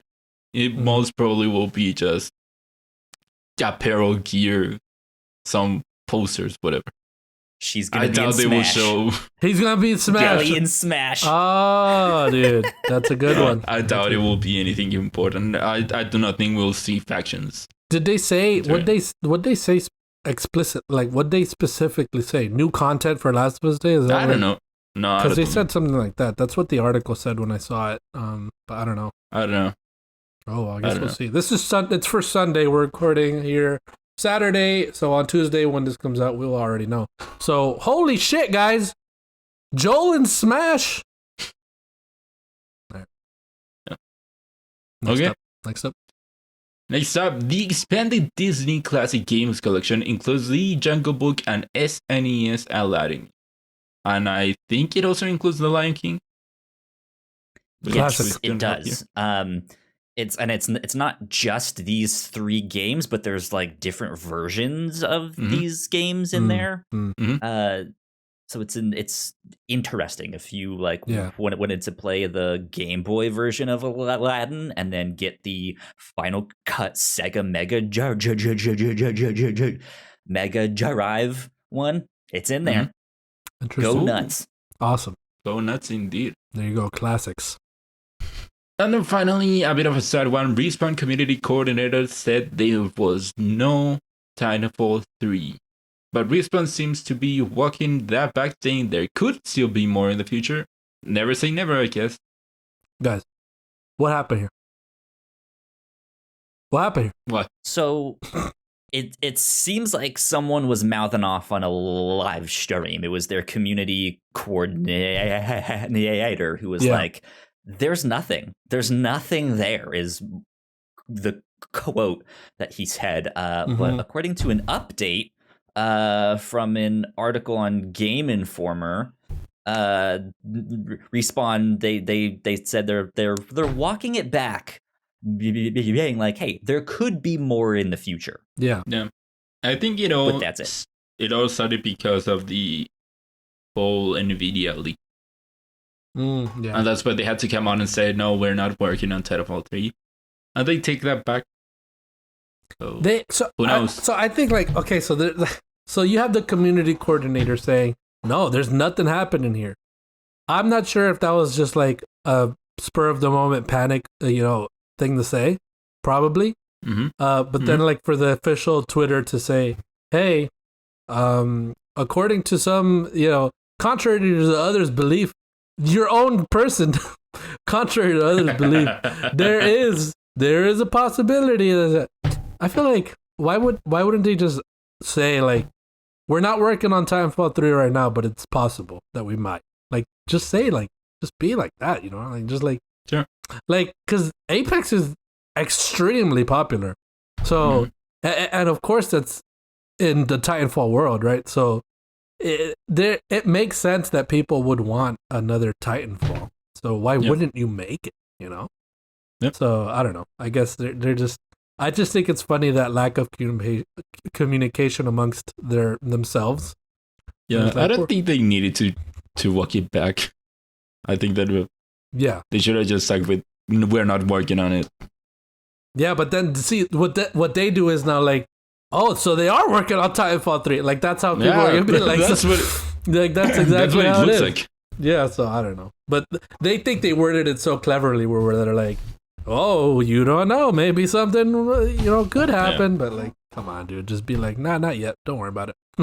Mhm. People are human, dude. Like, let's just be real. We'll just be real with each other, That's it. Anyway, that's it for the lightning round, my friends. That is it for everything that we had to speak about today. Pretty extensive episode for what we thought was going to be a very short one based off of everything that we had to talk about. So I'm sorry, but if you made it this far, thank you so much. I'm sorry. We apologize. I'm so sorry for giving you all this beautiful content. Kyle, are you there? Yes, sir. You're there? What are you looking Yes, forward sir. to this week, my friend? Going back to Psychonauts 2. Oh, so you started Oh, playing you're it. still- Okay. Okay. Yeah. Still going through it. And yep, still going through it. I'm almost at like a third of the way done, I think. And then I want to hop back into Toem. But I know that's a really short one, so that shouldn't take me too long. And then once I get done with those, Kenna, here I come. Kana. Pronounce it right. Kina. What I said. Okay. Kina Thompson. I am, guys, I'm going to finish Kana. I'm super excited for that. I'm going to finish that. There's also, I want to platinum it, but I don't want to. Also, another thing I didn't mention, this game is actually pretty hard. The boss fights are actually pretty difficult, but fair enough to where, like, I can do it. Like, where it's not like I fight the first Bloodborne boss and I'm like, I'm not going to play this game. Like, there's no way I'm going to do this. Like, I fought the first boss here and I was like, okay, so this is going to be hard. Okay. I love it though. But yeah, so I'm excited to go back to Kana. I'm going to finish Tales of Arise. I love Tales of Arise so much. I didn't talk about it.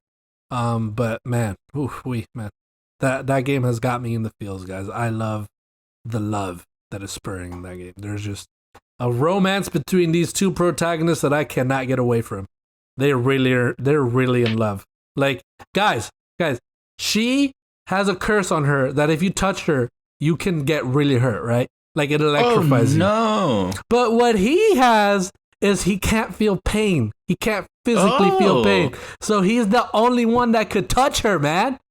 He's the only one that could touch her. She puts the cute in electrocute. You know what I'm saying? Yeah, dude. She does. You're so right. Oh my god, I love them so much, dude. I'm super excited. I'm gonna play this. I'm gonna play it right after. I'm gonna play it right now. Eastward.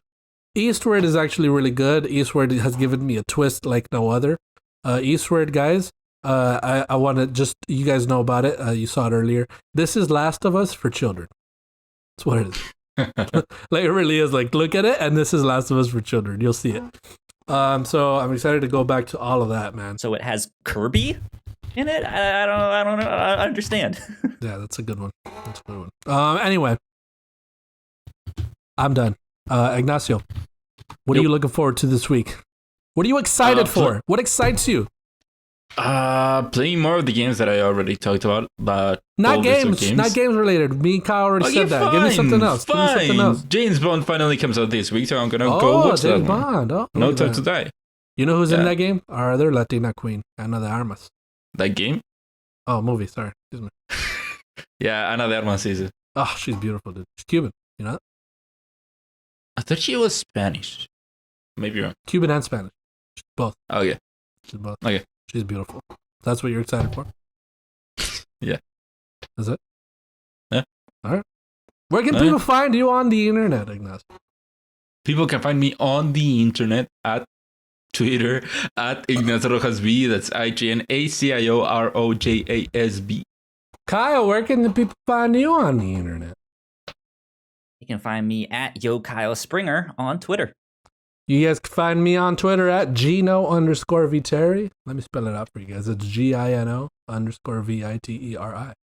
There you have it. Mhm. If you guys like everything you heard today, and if you want to hear Alan, see if he's alive and well, check us out on the Whatnuts on your podcast service of choice, on Spotify, iTunes, Apple Arcade. We're on Apple Arcade now. Facebook Marketplace. Let me see what else. Logitech. YouTube.com. YouTube. I've just searched it. What is this? Amazon plug right here. Smart plug. Haven't plugged this in yet. You guys can find us on all of those services. Any service of choice of yours, you will find our shows. But this has been Crossplay, my friends, and you have been played.